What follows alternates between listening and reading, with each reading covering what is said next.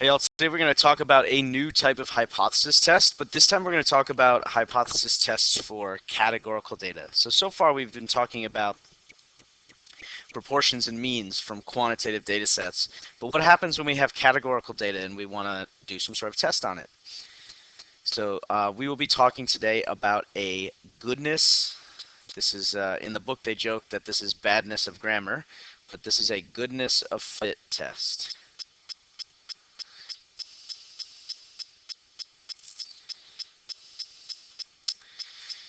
So we call this a chi-squared test. Chi is a Greek letter, looks like an X. Chi-squared. We are trying to decide if a distribution, a categorical distribution, fits something that we believe. So our null and alternative hypotheses are going to look a little different than what they've used to. The more you practice these, the more you'll get comfortable with that. When we talked about proportions, p hats and p hat 1 minus p hat 2, our critical value was a z. When we talked about x bar or x bar 1 minus x bar 2, or we're talking about the difference in paired groups, we had t's. But now when we talk about categorical data, we are going to have chi-squareds. And chi-squared is something we can calculate. If we take an observed value minus an expected value, we square it, divided by what we expected, and then we add those all up for each part of the distribution. This is not something we're going to do by hand. This is something we'll use the calculator for. Just so you know, that's how this calculation is made. Of course, we have some assumptions and conditions that are going to be similar to what we had before. We always need a random sample. We always need independence. So we need to sample less than 10% of the population, or we need to know that each individual who is counted is independent from the rest. In order to have categorical data, we need to make sure that our data is counted. So the values we have in our tables need to be from counts. They need to be counts and not quantitative data. So we need to make sure we address and say that we have counted data. We have random, we have a random sample, we have independence, and then we need to look at the sample size assumption, much like we did when we did n times p, n times q, or we looked at a distribution for means to make sure that we had a normally distributed sample set. We need all of our expected cells, which we'll talk about when we do a problem. We need all of our expected cells to be at least 5, so 5 or larger. If we have an expected cell count that is less than 5, we will have a problem.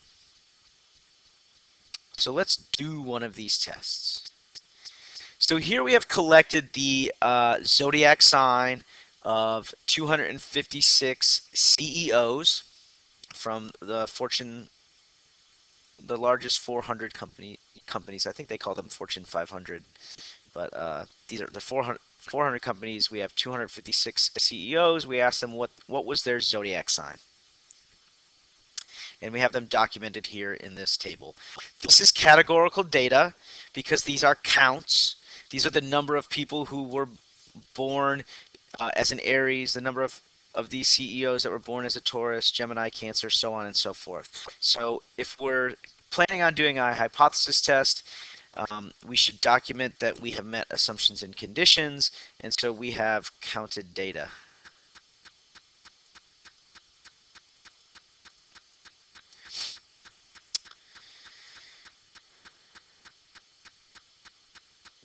We weren't told, or maybe I didn't clip this from the book, we weren't told that it was a random sample, but we are going to assume that this is representative. That's why we collect random samples, because we want our sample to be representative of the population. But let's assume, and I'm using bad spelling and bad grammar, goodness of fit. So we'll assume it's representative of the population. Each of these persons' uh, birthdays are independent of each other. So the individuals and what sign they are is going to be independent.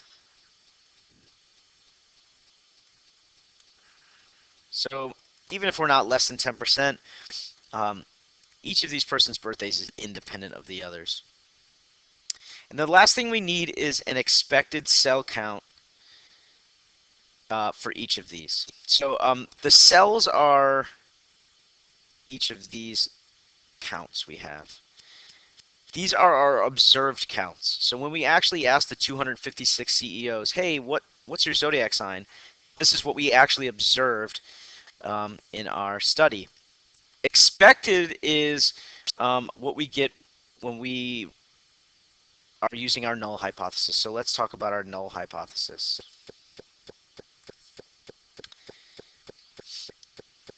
We want to know, are CEOs more likely to be born under some zodiac sign? So based on your zodiac sign, does that have some sort of predictive value over whether or not you'll become a CEO?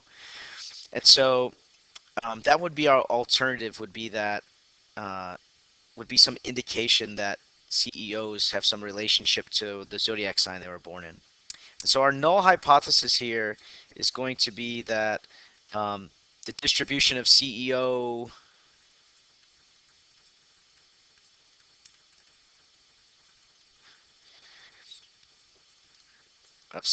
signs, we'll call them, and we're going to say is uniform.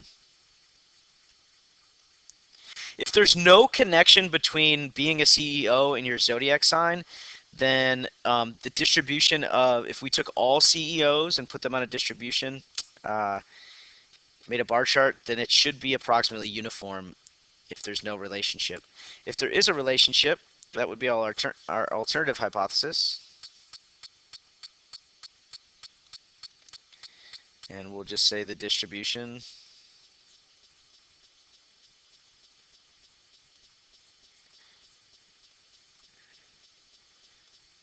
is not uniform.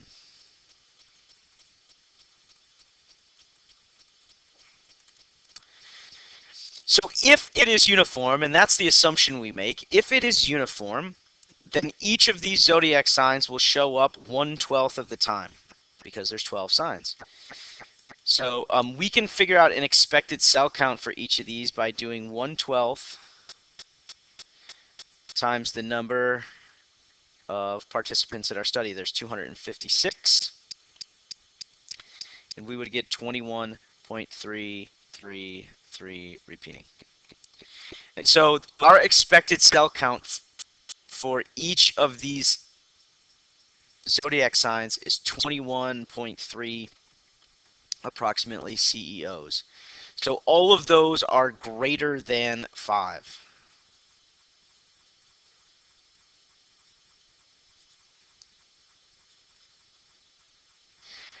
As ever, if you have questions while I'm going through this, it's okay. Please ask me before you get too far and get too confused. So these are the observed. Assuming the null hypothesis is true, each of these signs shows up the same amount of times, and therefore we have a uniform distribution. We can expect about 21.3 in each zodiac sign out of our 256. And so now we need to run a test. So we are going to pull up a calculator.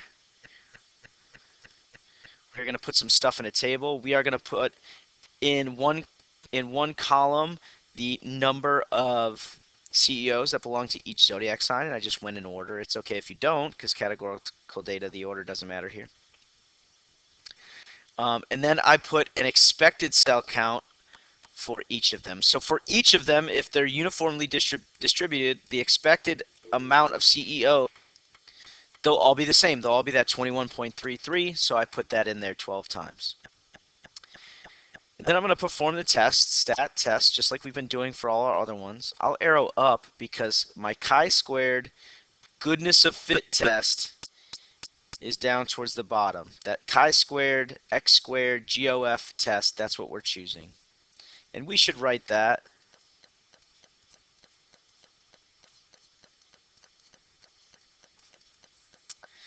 And so if I want to write the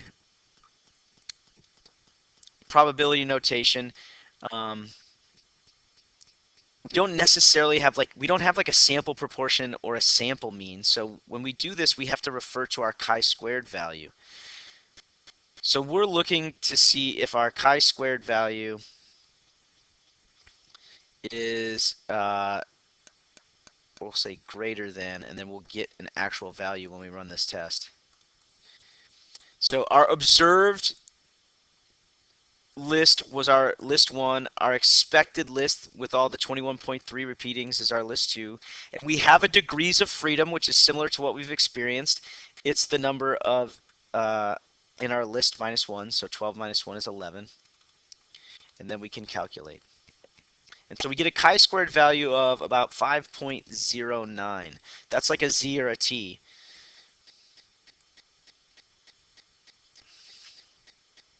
And for reference, the reason I chose greater than is because a chi-squared curve is not symmetric. It looks skewed to the right, like this.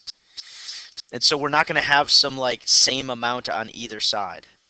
So this is 0, and 5.09 would be somewhere, maybe over here. And this curve is going to change based on the degrees of freedom, much like a t-curve changes based on our degrees of freedom. The larger the degrees of freedom for a t-curve, the closer it does get to be normal. That's not the case here for chi-squared. We have a right-skewed distribution. And then our p-value for that was 0.9265.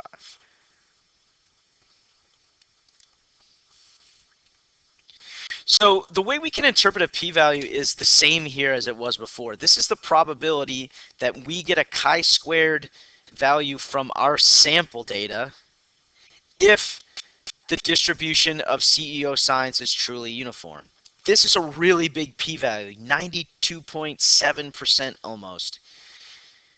So this probability is really high. That means it's super likely that this sample yielded a chi-squared of 5.09 if the distribution of CEO signs is uniform. And so remember, we would say if the p-value is small, reject the null. Well, this p-value is large, so I don't know, the null is in charge. That's terrible. But we will fail to reject the null.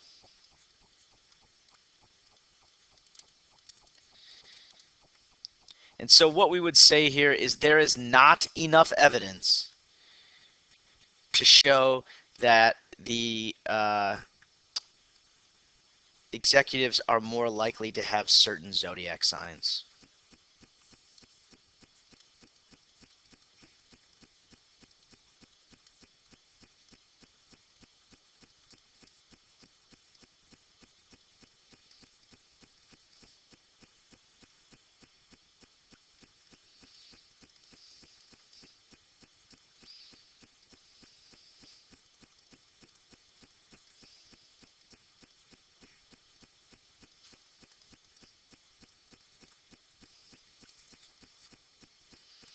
And we should say something about, with a p-value